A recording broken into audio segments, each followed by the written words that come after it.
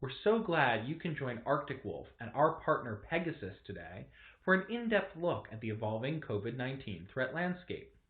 We're hoping that you'll walk away from this webinar with actionable insights and tips to help you improve your security posture during these challenging times. Without further ado, I'd like to introduce Lane Roush, VP of Pre-Sales Systems Engineering at Arctic Wolf Networks, who will deliver today's presentation. Take it away, Lane. Hi everybody, thanks for joining us today in this webinar titled Cybersecurity for Your Suddenly Remote Workforce. My name is Lane Roush. I'm the Vice President of Pre-Sales Systems Engineering here at Arctic Wolf Networks. And what we're going to do today is we're going to talk through the challenges that businesses are facing around deploying and securing a remote workforce. We're going to focus and talk through a few examples of the emerging threats that we're seeing around the COVID-19 pandemic. We're going to go through and discuss the industry security recommendations for securing a remote workforce as well as your business in general. We will give you some Arctic Wolf specific recommendations, and then we will wrap it up with a few legitimate sources that you can go for information. So let's jump in to the challenges and emerging threats.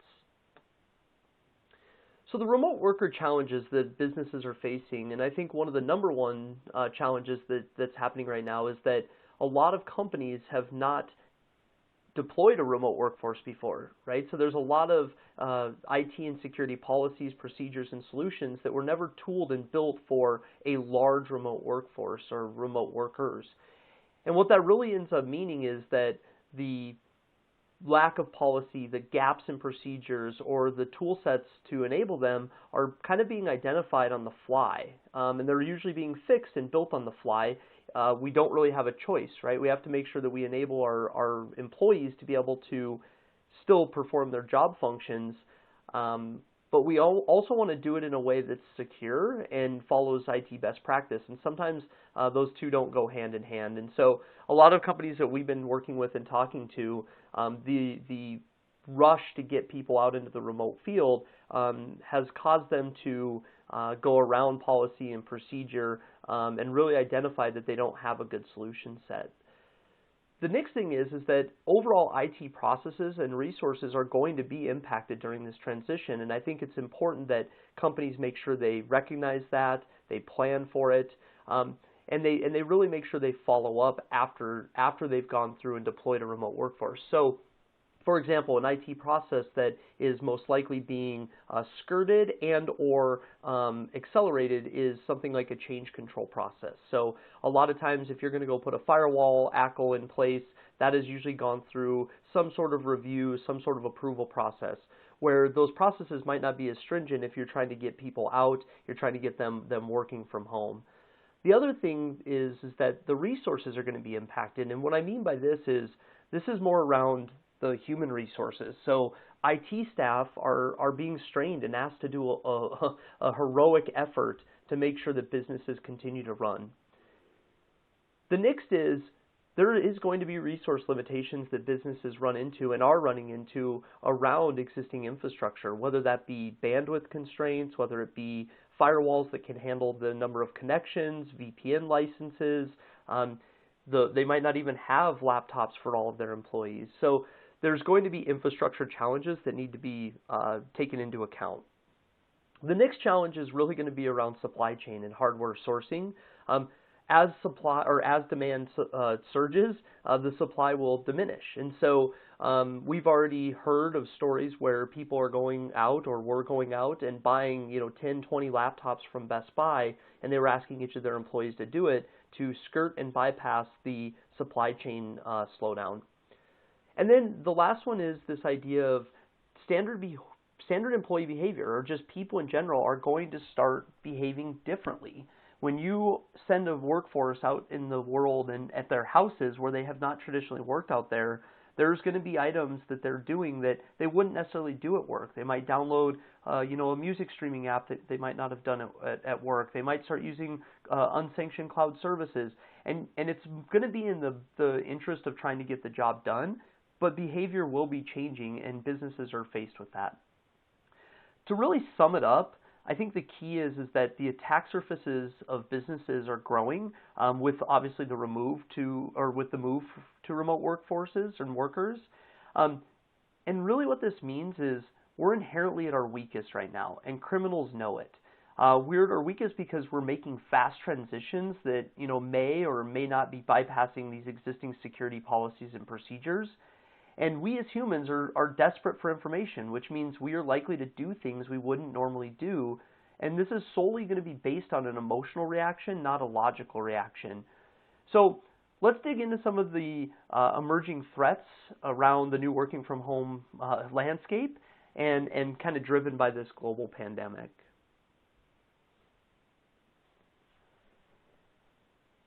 So the top 5 emerging threats or categories that we're seeing and reading about and hearing shouldn't be a super surprise to most people, but I think it's still really good to make sure that we're focused. So the number 1 is phishing and social campaigns centered around COVID-19. So using those as lures and fear-mongering to be able to get people to do things that they normally wouldn't do. We're also seeing the use of COVID-19 for malware distribution, whether that's mobile phones, links that are being clicked out on the web. There's a lot of different unique ways that criminals are using this pandemic to distribute malware and build phishing and social campaigns. The business attack surfaces are expanding, right? So as you let 80% of your workforce that never had been remote, for example, out into their houses, your attack surface has just expanded geographically. You no longer have people behind your walled garden, if you will, or a nice network security perimeter. And then we're starting to see a lot more sophisticated attacks leveraging traditional business email compromise techniques, but using COVID-19 and the coronavirus as a foundational component to the message. We'll go through an example of that. And then we're definitely going to be seeing increased personal account takeover and credential stuffing as people are signing up for more personal services like meal kit delivery services or music streaming services. So the idea is that it's going to be really important that we educate our users on credential best practices. But these are the top 5 that when you read or you search for, COVID-19 cybersecurity trends, these are the 5 that I've seen and that I think we've seen at Arctic Wolf continue to emerge. So let's take a minute and just go through a few of these examples. So this first example came from KnowBe4, and traditionally, and I think we can all agree that HR, human resources, and IT departments are kind of the notorious departments to be spoofed for phishing lures, right? So, HR of, hey, great job, click this link to, download your $5 Starbucks gift card, or, IT, hey, we need to change your password, let's go here and change it. And this one was really interesting because the way that the criminal used the COVID-19 was really around saying, there's an outbreak and there's action that you need to take. You need to go in and you actually need to take a survey to make sure that you're going to be registered for this seminar. And if you don't do it, there's going to be disciplinary action, which immediately there's 2 triggers there that invoke fear, right? So there's the fear of this global pandemic, tied with this fear of disciplinary action if you don't do what you're supposed to do. And as soon as you click the link, sure enough, you go to a phishing site that looks legitimate, like an Outlook web application login. They're looking for people to submit their credentials so they can harvest them. Now, there's obviously a lot of things that companies can do to try to help mitigate this. You should absolutely have email security in place. You should have things like 24/7 monitoring. You should have log aggregation and correlation. Right, all of those basic security tools and techniques should be in place. But some of the other items that can be taken is reinforce your existing security training. Make sure people understand that they shouldn't just click links. And then one of the things that is free and really simple to do is add external to the subject line of all of your incoming emails. And what this does is it helps with this idea of spoofing emails.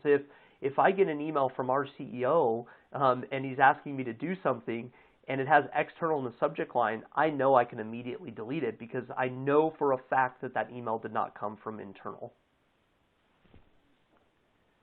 Now, let's go through another phishing example.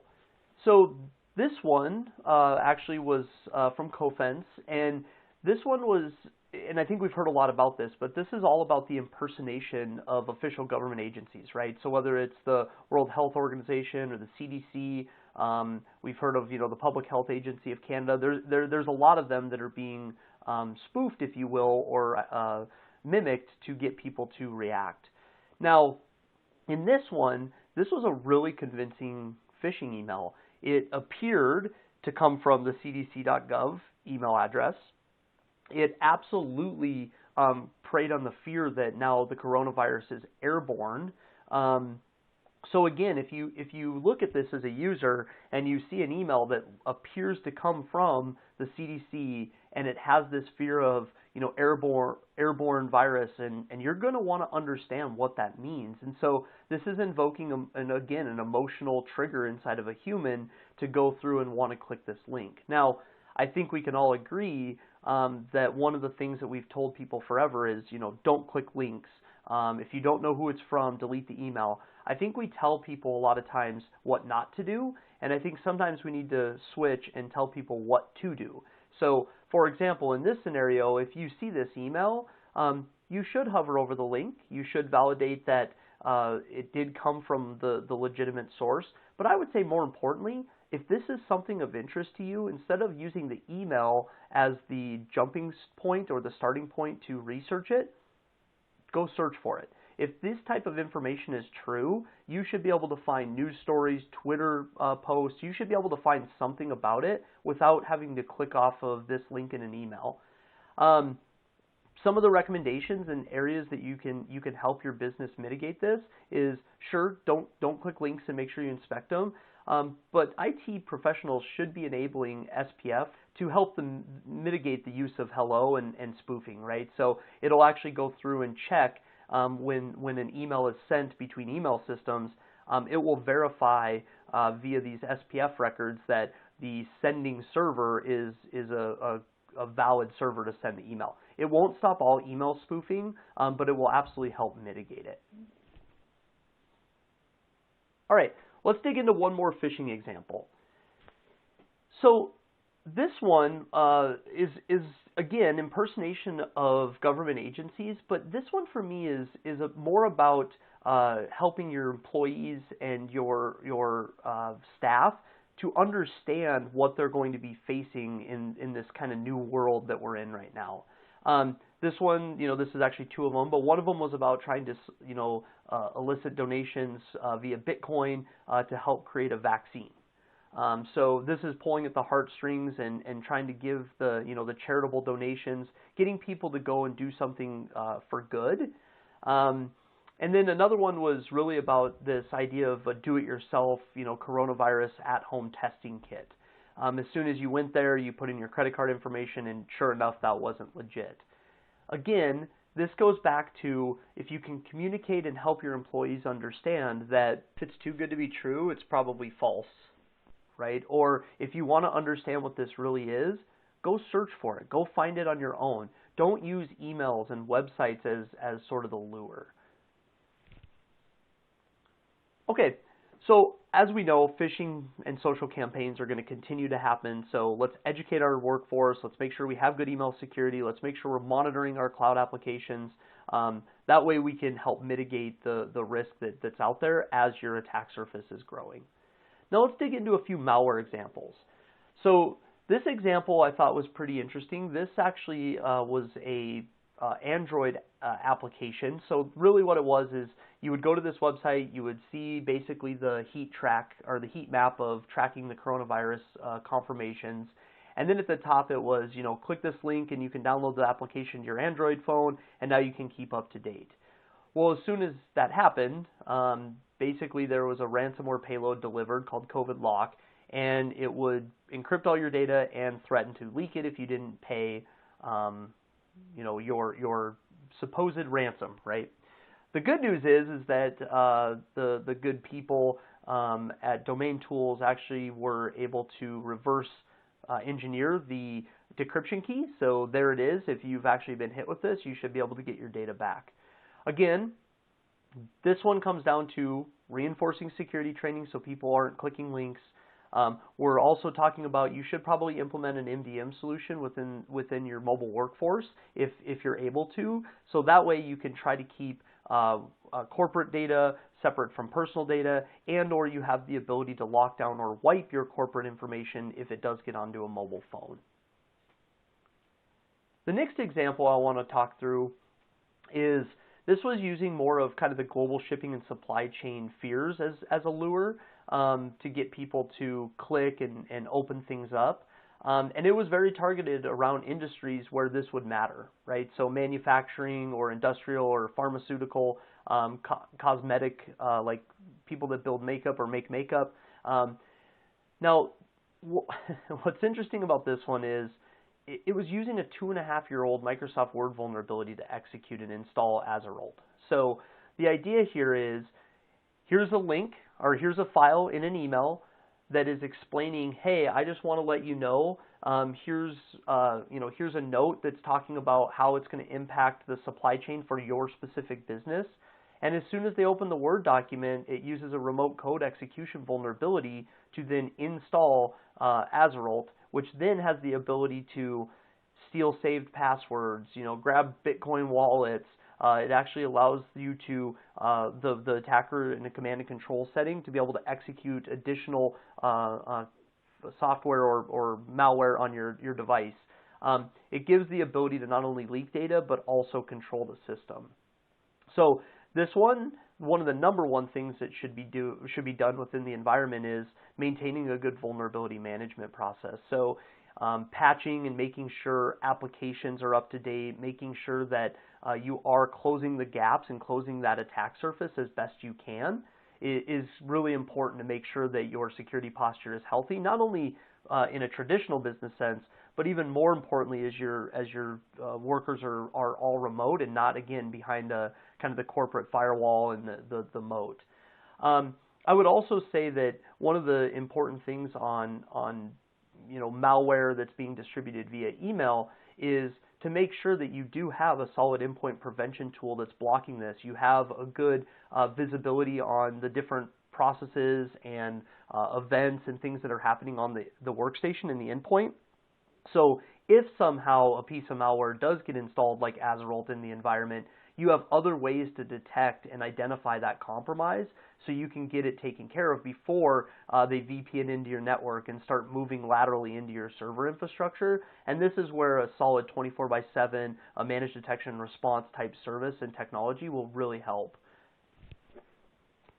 Okay, so the next example I want to go through is this one is very relevant right now. So this one actually was a group or a set of criminals that went after home routers that were basically vulnerable to configuration changes. So what they did was they went through, they started going through, and I'm sure they still are, they're basically targeting home routers and they're modifying the DNS settings within those routers. And so when Microsoft's default Microsoft Connect test is called to see if it's online or not online, or if somebody's going to just try to go to a specific website, it can be redirected if they've changed the DNS settings and now you're actually querying a DNS server that a criminal controls. This one happened to redirect to a website that basically said, hey, download this now and you can get the latest information on COVID. So if a user does click download, this one actually was installing the relatively new OSCE data stealing Trojan. And so here again, reinforce security training. And then if you have the ability to invest and deploy a remote DNS and web filter technology on the endpoint, that can be super helpful in a time of remote workers. But you also have the ability to teach and show your workers that they have the ability to go in to their home routers and set some very specific DNS servers like Quad 9 that now you understand where DNS queries are going to versus just taking the default DHCP sends. Okay, so now we're going to jump into this idea of the expanding attack surface. So at Arctic Wolf Networks, we do, for all of our customers, we do external vulnerability assessments, we do dark web account takeover monitoring, and one of the trends that we wanted to validate was, are we actually seeing an expansion in the external facing attack surface? And the answer is yes, right? So not only from an open ports perspective, so the number of open ports within our account base has actually increased since January over 170%.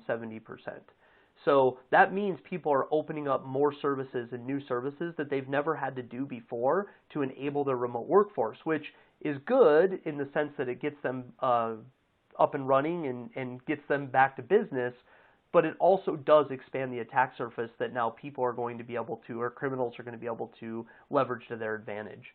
The other thing is that we are seeing obviously an increase in external vulnerabilities, which that shouldn't surprise anybody. If you open more services to the internet, you are now ultimately going to see more external vulnerabilities because you have more service and attack surface to cover. So the situation here is that this is confirmed, right?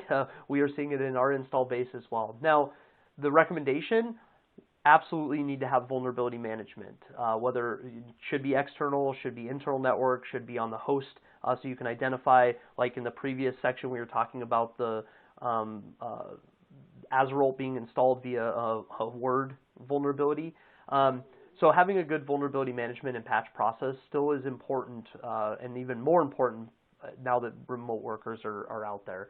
The other thing that can happen or should be done is there should be a firewall review done. So in this time of fast-paced and making all these changes, it's going to be important that we take a breath, go back and do a review of our existing firewall rules, and then an external posture assessment. This is more about not just, hey, there's a vulnerability. It is about understanding, what domains are out there. It is about making sure you understand what services are open or not open. And this is a lot of times when you look at Arctic Wolf, specifically around our security operations model, is these are the types of things that we help customers with each day to help them make sure that you didn't accidentally put any ACL in your firewall and now everything is open to your entire environment. So the next one I want to talk through is this idea of business email compromise. This is how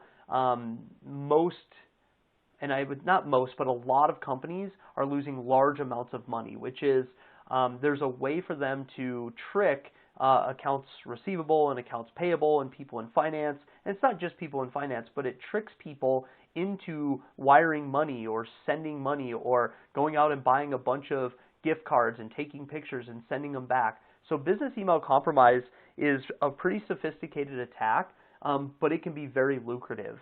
So this one, actually, Agari was doing active defense campaigns and really going through and caught this group they call the Agent Tortoise and still is leveraging this idea of tricking an employee to getting aging reports, which is a pretty important document for accounts receivable, so they can go in and identify who hasn't paid their invoice so they can follow up and make sure they get it.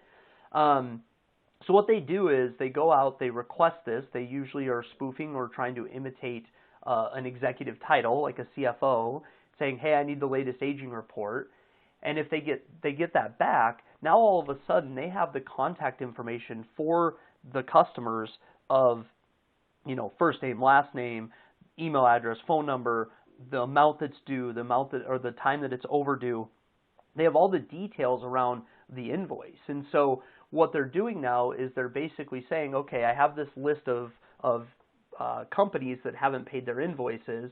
So now what I'm going to do is I'm going to take that information, I'm going to contact them via email, spoofing the company that I got the aging report from, whether that is maybe they try to do some credential harvesting and get a real account and log in via OWA, or it could be that they just register a domain that looks very similar, or maybe they use hello and the company doesn't have SPF enabled, right? So there's a lot of different ways that they can go about spoofing this, But then what they're doing is they're saying, hey, because of the coronavirus disease and the outbreak, what we're doing is we're actually changing our banking information, the way that we're paying our individual business units. So what I need you to do is I need you to pay this invoice because it's overdue, but I'd like you to update the banking information, and then they give a different routing number, and you know, the story, the rest is history, as they say.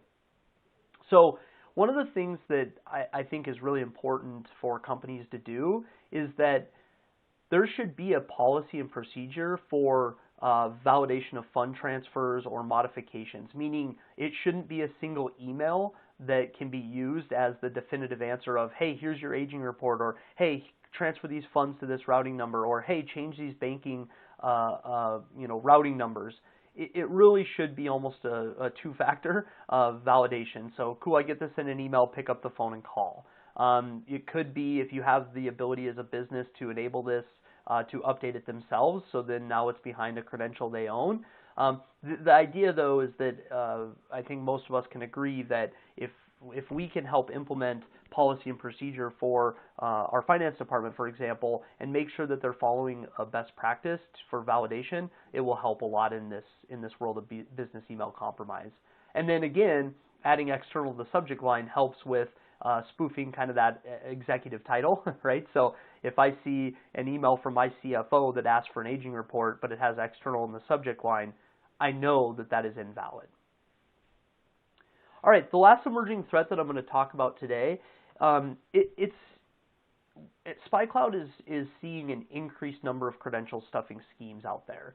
And this one happened to be focused on kind of meal kit delivery services, where, you know, basically what they were doing is, you know, going and getting a list of breached credentials. Then they were using credential stuffing. They were hitting these meal kit delivery services. They would then log in, change addresses, get food and these meal kits shipped without the end user really knowing. The main reason I want to talk about this is because as employees and as your workers are going to be out in their houses, I kind of hit on it earlier around they're going to start signing up for services that they might not have normally signed up for. It's really important that people, right, employees, also have a sense of personal security in how they're doing credentials. They should not be reusing usernames and passwords across all of their sites. They definitely shouldn't be reusing passwords for corporate credentials and personal credentials. But I think we can all agree that we know that happens, and that is where this becomes really scary, is that so yeah, it's not good that they're, you know, getting swindled out of, you know, some meal kit and some charge for that to their credit card, but if that credential is the same credential that they're leveraging for their corporate email, well, guess what? The business email compromise scenario or the distribution of malware becomes a lot easier because it's coming from a legitimate source because I've logged into your account. So the idea of credential stuffing, password spray, brute force is going to be on the increase. We've seen it already here at Arctic Wolf, and so it's going to be important that we're vigilant and make sure that you have two-factor and multi-factor auth enabled, making sure you are monitoring for the breaches that happen. So if there is a credential of one of your domains out there on the dark web, that you can go in and get it reset. And then if you're able to establish and get 24/7 monitoring, so you have a better chance of catching compromised credential in your environment, will help you succeed in this journey of deploying a remote workforce. Now, let's get into a few specific recommendations. I've hit on quite a few of them as we've gone through this presentation, so some of them will be a recap, but I think it's important that we restate what we're seeing and what we're hearing from not only industry experts on how to secure a remote workforce, but we'll give you some insight into Arctic Wolf specifics. So here is 10 items. There's obviously a lot more that I've seen out there, but and these are not the basics. So when I say the basics, these are not the, make sure you have endpoint prevention deployed to your environments, right? Make sure that you have good, strong password policies. But I do want to make sure we hit on a few of these. So it is going to be critical that we as a security team and an IT team, and we're responsible for helping secure this new world, we're going to have to communicate, and I would err on the side of over communication to our employees of impending scams related to the pandemic and COVID and the coronavirus. The more information you're able to give them, and this information can be all the way from what your company's doing about it to here's legitimate sources of truth, here's what you should and shouldn't do, here's the types of scams we're seeing and not seeing for in your personal life as well as business. Communication to employees right now is going to be should be a top priority of not only executives in the company but also of IT staff. Even a really nice weekly newsletter of a roll-up of, hey, here's the types of trends and things we're seeing in the industry can be helpful. Reinforced security training. This one I've said probably 4 or 5 times already, but it is really critical right now that we're giving our employees the ability to understand the risks, but then more importantly, what they should be doing about emails they don't know about, what they should be doing if they see a link that they're emotionally driven to click. Let's just make sure that we're reinforcing security training for employees. If an employee is remote, which at this point most of them are, it's going to be really critical that there's a VPN that we leverage to access corporate resources. I can tell you for a fact that I know businesses have not maybe had the ability to just switch the bid and say, okay, I was maybe licensed for 200 remote VPN workers and now I need to license for 600. Maybe firewalls can't handle it. Maybe the VPN concentrator can't handle it. And so I've seen some pretty poor practices come into place, which is things like, I'm going to just open RDP to the world for my employees to access. And I would caution that you work to find a better solution than just open things up to the internet. Leveraging a VPN will become a increasingly important requirement as we live in this new norm for X amount of time. I've said it before, but maintaining and establishing a vulnerability management process is going to be extremely important. And what becomes a little tougher is now that you have a bunch of remote workers, if you were just traditionally doing, internal network vulnerability assessment, there's a really strong chance that you're not going to catch or be able to identify mispatches or issues or misconfigurations out on workstations. And so having the ability to have an agent do host-based vulnerability assessment and identify patches or misconfigurations that you can fix, whether it's through group policy or whether it's through some sort of patching software deployment tool for all these remote workers will be really helpful. The other thing of having an agent with the capability to do this type of work is being able to pull and look at kind of a config baseline. So, after modifications, after making all these changes, being able to go in and look at the baseline and see what the configurations of maybe that newly deployed Windows 10 workstation out there that they bought from Best Buy, like what is the configuration on that thing? Do they have the guest accounts disabled, that type of stuff, and making sure group policies are enabled. Enable 2FA and MFA on all authentication wherever possible. Now, I know it's not possible on everything, but where I would start and where a company should start is first on admin accounts, especially ones that are exposed to the internet, like cloud services, so like an Office 365. Definitely enable MFA and 2FA on all your users if possible, but admin level accounts especially. This goes without saying, but I'm going to say it, is have a strong backup and DR policy. As more workers are out there in the remote workforce in the field, you want to make sure that not only their data is being protected, but you also want to make sure that the infrastructure and the corporate data is being protected in case a ransomware or an encryption event or some sort of deletion or any of that malicious activity happens. You want to be able to restore the data. So a good, strong backup and DR policy is one that you should always have. Next, I would say that you're going to want to establish a strong 24/7 monitoring of your infrastructure as well as your cloud services. If you haven't done this before, this will give you really strong information around what your posture is today. It will help you validate and verify that your existing perimeter and prevention tools are actually doing their jobs. It will also allow for the monitoring and the understanding of areas that you can become more secure at. And if you wrap this in with a good vulnerability management solution, now you're going to be in a spot where you can help reduce your attack surface as well as monitor and make sure that that attack surface is as covered as best as you can.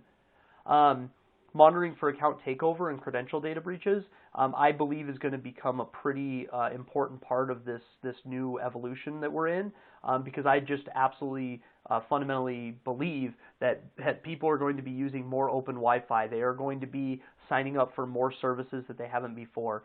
So it's going to be even more critical to monitor for that stuff today. Businesses should implement advanced threat detection and response capabilities. So what I mean by this is you should have good visibility on these endpoints, and if you have the ability to, hey, there's a compromised workstation out there, or there's maybe a server that's now beaconing out to command and control locations, having the ability to go in and contain those devices so they can't spread, or you have the ability to now take action, is going to be really important. And when you're talking about advanced threat detection, it really is about how do you leverage the existing security tool sets that you've invested in, but how do you bring another level of detection, whether that's on cloud applications, whether it's on the endpoint, whether it's on your network and your data centers. It's going to be important to make sure that you have all of this information in a way that's aggregated and monitored. And that's a pretty heavy lift for a lot of businesses, which is why Arctic Wolf exists, so we can take that burden off of companies' plates and really accelerate the time to value and the ability to get a remote workforce secure. And this last one, it's going to be really critical over the next month or two for companies to keep their IT staff healthy and well staffed, right? So we are asking IT professionals to do a heroic effort right now, and I think it needs to be acknowledged, and I believe that a best practice in securing your remote workforce is making sure that they aren't just winging it, right? That they are absolutely taking this seriously, which means they need to be healthy and they need to be staffed. You can't expect somebody to run 70 hours a week for a month straight. So it's going to be a core component to keeping that remote workforce safe. Now, I'm going to dig in and I'm going to talk a little bit about some Arctic Wolf specific recommendations. They don't deviate too far from some of the industries, but there is a few more detailed items that we can take action on right now. So I've talked about it, but in the phishing and business email compromise, adding external to all inbound email subject lines is a really easy thing to do for all businesses. I know we've seen a lot where this came from external and it's at the very bottom of an email in like a red font. Putting it in the subject line absolutely is front and center every single time an email is viewed. I don't know about you, but I look at the subject line first. We talked about this. Obviously, don't click links, but what you can do is explain to your staff and your employees to hover over links so they can see where the true destination is.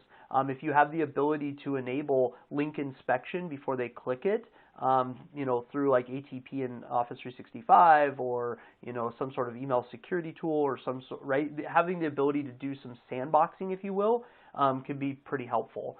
The other thing is that I kind of said it, but if you have the ability to, as a user, if I'm reading an email and it's something that's really interesting to me, go search it yourself or go search the website that it's referencing so you can go find it on your own. That will help alleviate a lot of these redirect or these click campaigns in the environment.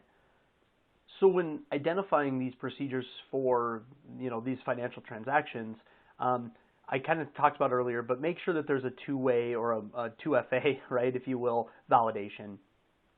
Enabling SPF in your email systems is a good step, and most businesses today comply and have SPF records. So again, it won't stop it fully, but it absolutely will help mitigate. For malware, again, make sure your endpoint prevention tools are installed and updated. Make sure if you have the ability to aggregate that data, it's being part of your security operations and the monitoring process. Make sure you're validating vulnerable software's patched and updated. Again, these are not that much different from some of the industry recommendations, but we're reinforcing them because they are critical to making sure your remote workforce is secure. Now, jumping into a few other areas, so data privacy and communication. So it's going to be critical to communicate with your remote work staff that they really shouldn't be putting corporate data on their private computers, right? So now maybe that is not a policy. Maybe your policy is a BYOD, which then means that there should probably be additional visibility on that endpoint. They should be required to install endpoint prevention, an agent to do vulnerability assessment and EDR type visibility. But I think from a practice, if you're providing them a device to do their work on, they shouldn't be using their personal devices to access data or share data. I know this one goes without stating, but I can see this happening, and this is kind of back to that, human behavior will change in this world. Is if now all of a sudden I have my kids at home, and maybe I don't have a computer that's built for them to be able to play Minecraft. There's an urge to say, hey, wait a second, at night, maybe what I'll do is I'll let them use my business computer and I'll install Minecraft or whatever, right? And I'll let them use my computer for school, or that's not a good idea. So I think it's important to make sure that we explain you should not share your corporate device with family members. And then data should be stored on sanctioned cloud applications. There is going to be an explosion of shadow IT that happens as part of this process. And so as an IT and as a business unit, it's going to be even more important to enable your workforce with the tools and techniques that they need to solve their problems and get business done, versus kind of having the hard hammer no. Because if you give them the no, they're going to start using their private computers and going into unsanctioned cloud applications. And so, but if you state it to employees and make sure it's a policy that they are not allowed to store data on private computers, they're not allowed to use unsanctioned cloud applications, they're not allowed to, share their computer with family members, it'll go a long way. The next is this idea of this increased attack surface and how you can help mitigate that. So the first one I like to just bring up is firewall review, and these are items that our concierge security teams help our customers with all the time. But this one is really about making sure, okay, before you make a bunch of changes, can you actually do a backup of the configuration so you have it? Let's look at the external posture in your attack surface from an external vulnerability scan, for example. So then, as soon as you make all those changes, you can do it again, and now you have a baseline and you understand what changed and didn't change. So having the ability to, log and understand and look at firewall changes is going to be important through this time of rapid change. And sometimes, like I had said earlier, skirting or going around the IT change control process, making sure that you have that visibility and going back almost after you've gone through a large round of changes and doing a review will be really helpful, just to make sure, again, somebody didn't accidentally move an ACL up the stack and now, things are wide open to the world that you didn't expect, but yet you got the business application working, right? The next one is an Active Directory review. So again, there's going to be a lot of change that happens in a lot of businesses, and so it's going to be critical that you go through and review your privileged group memberships. So did you accidentally add a user to the domain admins group when you were trying to add them to a VPN access group? You should make sure that your audit settings around logging is enabled for all of your remote employees, and making sure you can get the level of visibility that is needed to be able to identify potential compromise. One of the other things that we've seen and heard, and we've kind of helped companies roll back, is this idea of adding the domain users to kind of your VPN access group. That is actually not a really good practice, because every time you add a user into Active Directory, they get added to the domain users, which means there can be maybe accounts in there that should have been disabled that are no longer active, or should no longer be active, but they are. You could have maybe service accounts, or you could have something like an email account or distribution list tied account. Like that is not a group you want to just enable access for everybody in your company for VPN, for example. It will absolutely be an attack surface and a point of infiltration for brute forcing, password spraying. So that is a recommendation we would have, is don't use domain users, add individual specific department groups or individuals themselves, so you know exactly who has access to remotely get into your network.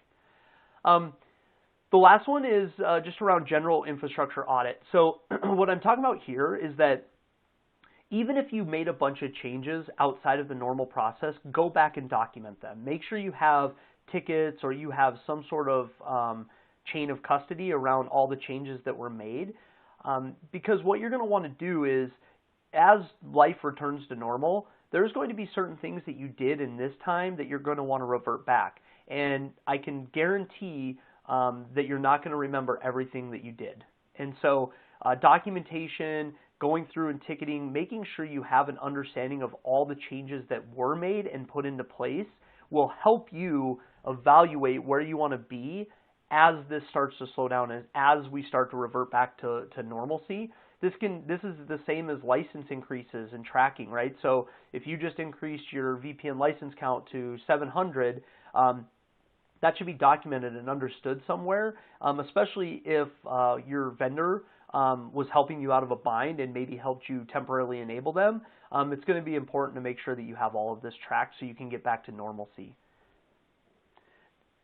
Now, the last set of recommendations I want to talk about is around personal. So this will help your business be more secure, but one of the things that I think sometimes we forget about is this idea of personal security.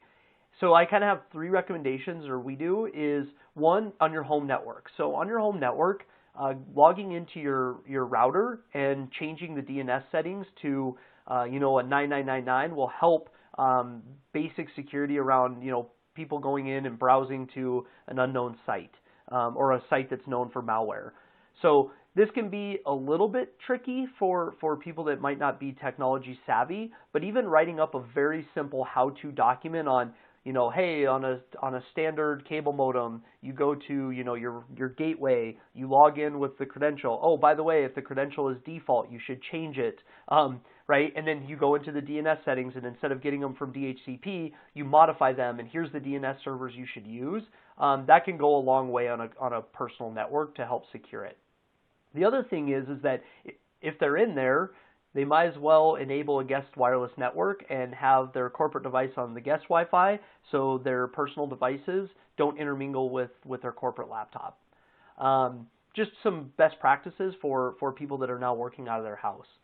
The second one is around password managers. So this comes down to personal security, but it also directly impacts business security. And I think it's important to make sure that we educate our users in a time where they're signing up for accounts, they're more exposed than ever. They should be leveraging a password manager for all of their personal accounts. And really what this is going to do is it's going to help them make sure that they're not reusing accounts, or passwords across accounts. And they have one place to go to make sure that they understand, they're not doing a bunch of reset passwords every time. I think the last stat I saw, on average, people have, or individuals have, anywhere from 90 to 400 personal accounts on the internet. So it will take them some time to go through and change all of their passwords, but this is a good use of their time. And also can be a really good message coming from IT and security teams that you also care about their personal security, not just business. And by increasing that, you do help your company and your corporation be more secure. And this last one, disposable email addresses. So as you're signing up for new accounts on the internet, having the ability to use a disposable email that actually forwards and sends to your real email address can help with if there is some sort of credential breach or compromise at a site you logged into or signed up for. The reality is that if it's tied to a single email address and you have a password that was generated and stored in a password manager, the scope of compromise there is that one site, right? Versus it being across all the other sites or maybe your corporate credential. So disposable email addresses can be something that can be really valuable. Okay, to wrap it up, this is where Arctic Wolf helps. So we provide a 24/7 managed detection response and managed risk service offering to give you coverage for your infrastructure as well as your remote workforce and cloud applications. It is one of the service offerings that can actually take you from, security point A to C very quickly. We identify new threats as well as potential vulnerabilities in your attack surface. We can help you validate and understand what they were, pre-deployment versus post-deployment. The idea here is you actively want to be monitoring for new threats in the environment. You absolutely want to be prioritizing and understanding which configurations and patches you should be attacking first. And then we help you quickly respond if there is an incident, right? So we are an extension of your team. Don't look at us as like a help desk model where we kind of just, send you a bunch of information that's not valuable. It really is, we're helping augment your team to get you to a secure posture out of the gate as you're in these times of rapid change and unprecedented in the overall workforce. So we're here to help. And then lastly, I just have a list of a few locations that people can go for information. So the U.S. CERT, the World Health Organization, around cybersecurity. If you're really looking for updates on the coronavirus, there's the Real CDC website. We have, our best practice guide out there. So I just want to thank you all for joining us today. Hopefully this has been helpful in giving you some areas of security that you can help while you're deploying this remote workforce, and giving you some ideas of what the existing attack surface and industry looks like. I appreciate it, and have a great day.